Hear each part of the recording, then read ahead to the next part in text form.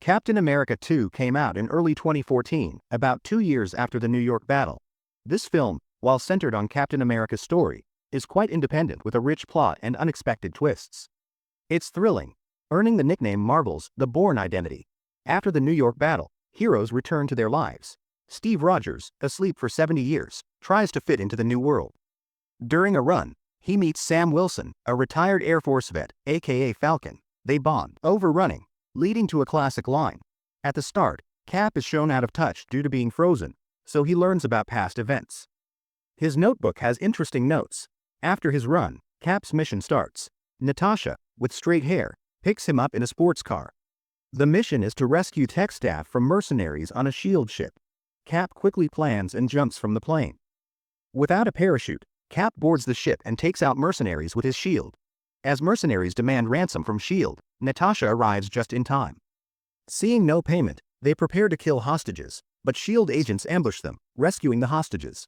Not finding the pirate leader, Cap calls Natasha to protect the hostages, but she doesn't respond. Suddenly, the pirate leader appears with a confident combo, but Cap counters.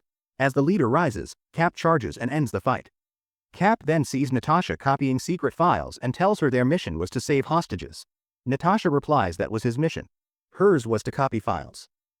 After completing the mission, Cap returns to S.H.I.E.L.D. to question Fury about why he wasn't informed about the mission, which could have risked hostages. If given the task, he should be fully trusted. Lack of trust among teammates only increases risk. Task difficulty. Fury said, "There's no complete trust in this world." He lost an eye from trusting too much. Fury admitted this is called a compartmentalized operation, so no one leaks secrets. Since Hydra appeared, S.H.I.E.L.D. isn't what it was. Hydra agents are inside, and hidden evil grows. As Fury said, "You can't trust anyone now because you don't know who to trust." Then Fury showed Captain America S.H.I.E.L.D.'s biggest secret. The Insight Project. 3 aircraft carriers linked to satellites. Once launched, they monitor Earth. Satellites analyze DNA and strike if terrorist genes are found. Tony Stark designs a core system. In Marvel films, Tony is everywhere. A man cursed with knowledge is not to be underestimated. Steve opposes this, saying it's not protection but fear. Disagreeing with S.H.I.E.L.D., he rides off to clear his mind. He visits his museum, where his achievements are displayed. Photos of his past, a picture of Bucky, and an interview with Carter make him emotional. The once beautiful Carter, now nearly 100, she's long married, missing 80 years of dates, a lifelong regret for Captain America. That dance might only happen through time travel. Learning Steve is alive, Carter cries with joy. Meanwhile, Fury opens the USB drive from Natasha to review files but finds he's unauthorized. Realizing there's a mole, he contacts Pierce to delay the Insight Project. Seeing Fury's firm stance, Pierce agrees, but only if Iron Man attends his niece's party. Unaware of danger, Fury drives home, only to be surrounded by police cars. After being hit, Fury's arm is injured. Armed men surround him, bullets flying. Luckily, the car is specially bulletproofed, and the system starts just in time. Under the impact, the vehicle's exterior was already battered like a beehive. The shell's hardness was continuously deteriorating. Before the vehicle's system could recover, the opponent took out a heavy window breaker. The glass, clearly made in China, had only 1% strength left after multiple impacts. At the critical moment, the fearless one pressed the trigger and started firing outside. The vehicle's autopilot system quickly recovered, and the SUV, modified into a land tank, broke through the encirclement with Fury. Just when he thought he had safely escaped, a masked man in black appeared ahead, blocking the way. The mysterious figure shot a magnetic bomb at Fury's car, flipping it over. Trapped inside, Fury was severely injured. As the mysterious man approached, he found Fury had already escaped through the sewer. Meanwhile, Captain America had just returned home when his beautiful neighbor reminded him he forgot to turn off the sound system. He instantly realized someone had broken in, so he climbed through the window. He climbed in, then grabbed his shield, ready to attack. Unexpectedly, it was Director Fury. He used his phone screen to tell Captain America that the room was full of bugs and that there was a mole in S.H.I.E.L.D. Just as they were about to discuss further, gunshots rang out and the director was shot down. Before losing consciousness, Fury handed a USB drive to Captain America, instructing him to trust no one. The neighbor next door came over with a gun. It turned out she was Agent 13 of S.H.I.E.L.D., Sharon Carter, living next door to protect Captain America. At this moment, Steve saw the assassin had fled and chased after him, but it seemed Captain America's turning skills weren't very good. After confronting the assassin on the rooftop, Captain America was shocked by the enemy's strength, and then the opponent vanished into the night. Fury, after being rescued by doctors in the hospital, was beyond saving and was eventually declared dead. As the last person to contact the director, Captain America was taken back to S.H.I.E.L.D. for investigation. Before leaving, he hid the USB drive in the hospital's vending machine. Pierce, the head of S.H.I.E.L.D., told Captain America that all the surveillance in his home was installed by Fury. The money obtained by the leader who hijacked the S.H.I.E.L.D. ship was all transferred to an account of a deceased person. Coincidentally, this person's address was Fury's mother's former residence, indicating that Fury might be the mole in the agency. Fury might have been illegally selling confidential information, and the deal's collapse led to him being hunted. Captain America believes the director isn't like that. Seeing brainwashing fail, Pierce tries to get info from him, thinking the director's visit wasn't a coincidence. But Captain America never mentions the USB, so Pierce sends people to intercept him in the elevator. Speaking of elevator fights, don't mess with these three: Ip Man from China, Ding Ching from Korea, and Captain America. While riding the elevator, Captain America notices others are tense. Through subtle observation, he realizes something's off. Even as they act, he's already seen through it all. After dealing with the people in front of him and preparing to leave, he doesn't realize backup has arrived outside. He glanced at the height, then crashed through the glass and jumped. Then Captain America hopped on a Harley, crossed the bridge blockade, and skillfully dodged gunfire. If you ask about his skills, Captain America can destroy a plane with just a shield. Not sure if that counts as a skill. S.H.I.E.L.D. quickly lists Captain America as most wanted. Their reason sounds grand, because he won't disclose what the director last said. After escaping S.H.I.E.L.D., Captain America disguises himself and goes to the hospital. He walks to the vending machine but finds the USB missing. The next second, Natasha appears behind him. Turns out, she already took it. Natasha tells him she knows who killed Fury, but many don't believe this person exists. The mysterious assassin is called the Winter Soldier. Over 50 years, he's been in over 20 major assassinations. 5 years ago, Agent A encountered him, and the gunshot wound on his waist was his doing. The bullet in the director's body is the same, both from the former Soviet Union, with no ballistics. Maybe the USB holds clues. If they can decrypt it, they can solve the mystery. After this incident, the Council decides to launch the InSight program. At this time, Captain America and Natasha are in a mall, trying to decrypt the USB. It has a tracking program, and once plugged in, they only have 9 minutes. Although they don't succeed, they trace the file's origin to New Jersey, a place Captain America knows well. After leaving, they find S.H.I.E.L.D. Agents have tracked them. Captain America is analyzing tactics, while Natasha suggests he pretend to be her boyfriend. They laugh to cover their tracks and even kiss to slip past S.H.I.E.L.D. Agents unnoticed. Soon, the two of them, using the USB signal, Captain America arrived at a familiar place. It was the military camp where he was trained. They entered a secret room, the original site of S.H.I.E.L.D.'s founding. On the office wall, Captain America saw a young Peggy Carter, Howard Stark, and the camp commander. Behind a metal cabinet was a hidden elevator. After cracking the code, they took the elevator deep underground.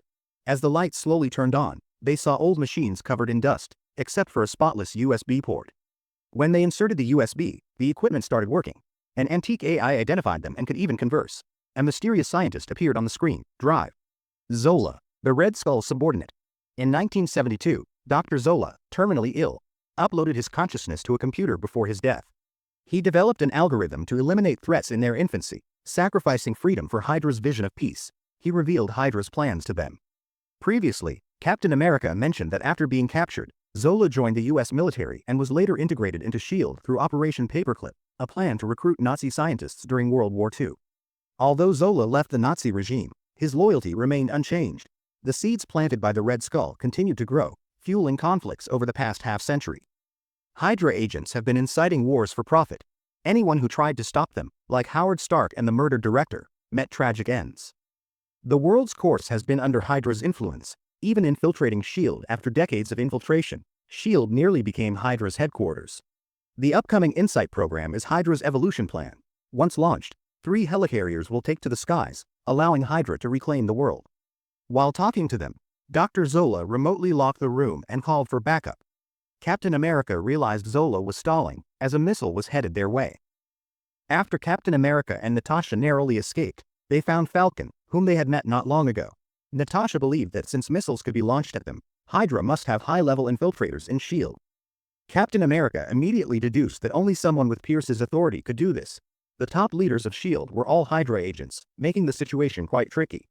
Since the Zola algorithm had been uploaded to the satellite, the bald guy in charge of the satellite launch was also confirmed to be a Hydra spy. After Falcon understood the whole situation, he decided to help them, but he needed Captain America to get his Falcon gear from the military. Before retiring from the Air Force, he was part of a special rescue unit. Captain America thanked Sam for joining and promised to handle the gear. Their primary goal was to find the bald guy. An American senator who appeared in Iron Man 2 was also a Hydra agent, and even the superheroes who hadn't yet appeared were under Hydra's surveillance. Hydra had a complete grasp of global movements, far more than S.H.I.E.L.D. afterward. Captain America and the others took the bald guy to the rooftop to interrogate him about the details of the Insight plan. Initially, the bald guy was tight-lipped, but eventually, he revealed everything. The so-called Insight plan was actually a program created by Dr. Zola. This program would analyze big data on everyone globally, using their daily habits and life trajectories to identify who might pose a threat to Hydra now or in the future. It would then use 3 S.H.I.E.L.D.-developed helicarriers to eliminate millions of people at once, including Captain America, Dr. Banner, Bride, Strange, a TV host named Carol, the Deputy Secretary of Defense, a high school student in Iowa, and others. Upon learning that the Insight plan would launch in 16 hours, they had to act immediately. However, on the way, the Winter Soldier appeared again, yanking the bald guy out of the car. Captain America quickly pulled the handbrake, sending the Winter Soldier flying. At this moment, the 3 of them saw that the Winter Soldier had a metal arm. Suddenly, a Hummer accelerated and crashed into them, driven by a mysterious person. Rolling onto the roof, he yanked the steering wheel away, and the car quickly rolled over. The U.S. team used the door of the car to take the 2 of them and skidded along, and before they could get up, the shells of the Eastern soldiers came. In the heat of the battle, Captain America shielded themselves from Gaklin's frenzied fire, then quickly moved in to take down the enemy. The Falcon took cover on the bridge with his gun, and Natasha then performed a decoy. Facing the modified cyborg, Natasha is no match for him, and is shot in the shoulder by Dongbei as he flees. Just as the East soldier is about to kill him, Captain America starts to run after him. As the 2 of them randomly engage in close combat, it is evident that Mystique's strength and fighting skills are no match for Captain America. Winter Soldier faced the 50-50 Captain America, and they fought hard. In the end, the battle ended with Captain America to remove the mask of the East soldier. When the East soldier turned his head, Captain America was completely shocked. This person is his dead best friend, Bucky. Captain America shouted Bucky's name, but Bucky did not understand what he was talking about. The Falcon flew over to him, kicked him open, sister, and then a shell, a miraculous help, and after an explosion, Bucky disappeared from sight. When S.H.I.E.L.D.'s team of capture over here, 3 people were captured on the spot. Captain America was slow to recover from Bucky's turn into a cold-blooded killer. The trio is captured on the spot, and Captain America is slow to recover from Bucky's sudden transformation into a cold-blooded killer. On the way back to S.H.I.E.L.D., a guard attacks his companions, and they are rescued by Fury's right-hand man, Special Agent Hill, who then takes the trio to a makeshift stronghold where he brings them to a meeting with a man who has been declared dead, Director Fury, who turns out to not be dead, but rather is holed up in this area recovering from his injuries, and he's using his own technology, the Banner-developed blowfish, to help him get out of his own way. He's using a puffer fish developed by Banner. The reason why Bucky faked his death to the public was to induce the Hydra and then try to turn the situation around, and secondly, only in this way, Fury could see who was the one who could be trusted.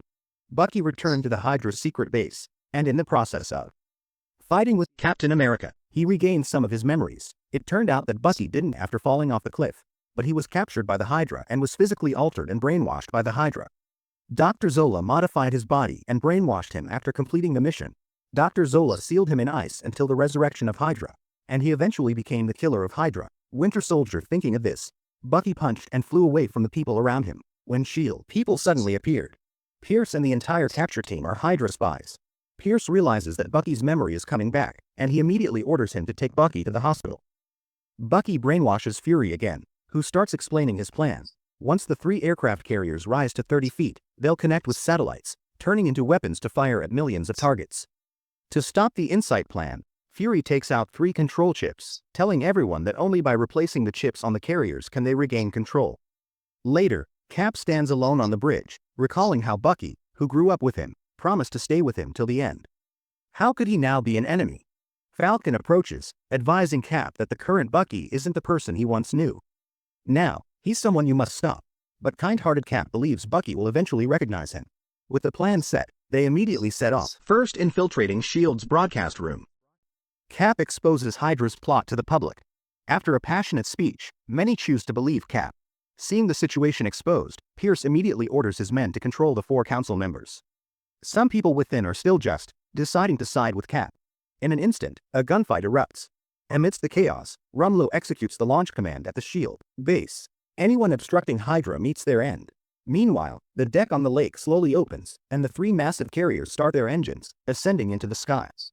Cap and Falcon rush onto the ship just in time, then begin to work together. Meanwhile, Pierce continues to brainwash the council members, but they refuse to join him.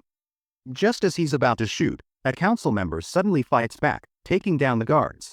It turns out this person is actually disguised by Natasha, using advanced high-tech disguise. Natasha successfully captures Pierce. Cap, through a series of brilliant maneuvers, finally manages to insert the chip into the first carrier. With only 8 minutes left until the carriers launch, Falcon skillfully dodges countless attacks, ultimately succeeding in a wild aerial spin. Now, only one remains. As a group of Air Force personnel gathers to support Cap, the Winter Soldier reappears, destroying their planes, dismantling Cap's backup in minutes. At this moment, Fury also appears at S.H.I.E.L.D., leaving Pierce shocked. Although he deleted Fury's retinal scan access, Fury still has another eye. In the end, Pierce has no choice but to comply and hand over S.H.I.E.L.D. Captain America is being chased by enemies with a rocket launcher, so he calls Falcon for a lift. Just as they are about to replace the 3rd chip, Bucky suddenly attacks them, damaging Falcon's flight gear during the fight. Then, he is kicked off the mothership, forced to exit the battlefield. Fortunately, Captain America, with his protagonist's luck, reaches the 3rd carrier. Now it's just him and Bucky in a face-off. After failing to persuade him, the 2 former friends have no choice but to fight. During the fight, Captain America tries to replace the chip, but Bucky rushes in to stop him. Captain America is pushed off a height by Bucky, and the chip falls too. Captain America throws his iconic S.H.I.E.L.D., but Bucky punches it away, then pulls out a knife and stabs Captain America's shoulder. Bucky is headbutted by Captain America, who then lifts and slams him down. He then tightly locks Bucky's neck until he passes out, and Captain America retreats. With only a minute left to reclaim the chip, just as Captain America is about to replace the 3rd chip, Bucky shoots him. Meanwhile, the 3 carriers start targeting countless people unknowingly, including Tony and Stark Tower. In just a few seconds, over 700,000 people are targeted. Just before the carriers fire, Captain America replaces the 3rd chip, making all targets disappear. After regaining control, Hill aims the carriers' guns at each other. Captain America, ignoring his own safety, orders them to fire, dismantling the situation. He and the director team up to kill Pierce. Falcon is fighting Rumlow, but Rumlow is soon hit by the damaged carrier, and large debris covers him. Captain America sees Bucky trapped under steel beams and helps him out. Captain America chooses to discard his shield, not wanting to fight his former friend. The carrier explodes, and Bucky watches Captain America fall into the water. It seems Captain America's words trigger something in Bucky, who eventually saves him from the water and leaves alone. Bucky visits a World War II museum and sees his past, hinting at his return and redemption. Later, a severely injured Captain America wakes up in a hospital room marked with Stark Industries. Agent Hill is conducting interview-like tests, suggesting she joins Stark Industries after S.H.I.E.L.D.'s collapse. Known Hydra executives are being arrested. After being infiltrated by Hydra, the director burns all his S.H.I.E.L.D. records. After the crisis, Fury doesn't restore his identity, setting up a tombstone to let the world think he's dead. He plans to do some things, having discovered many Hydra members are still hidden. He prepares to fly to Europe tonight. Captain America kisses goodbye to Natasha and decides to find out the truth about Bucky and the Winter Soldier. The story ends in a secret lab where Hydra remnants obtain Loki's scepter and use the Mind Stone for human experiments. The Scarlet Witch and Quicksilver, twins who survived the experiments, first appeared in the X-Men comics as part of the Brotherhood of Evil Mutants. Then, the siblings will meet the Avengers.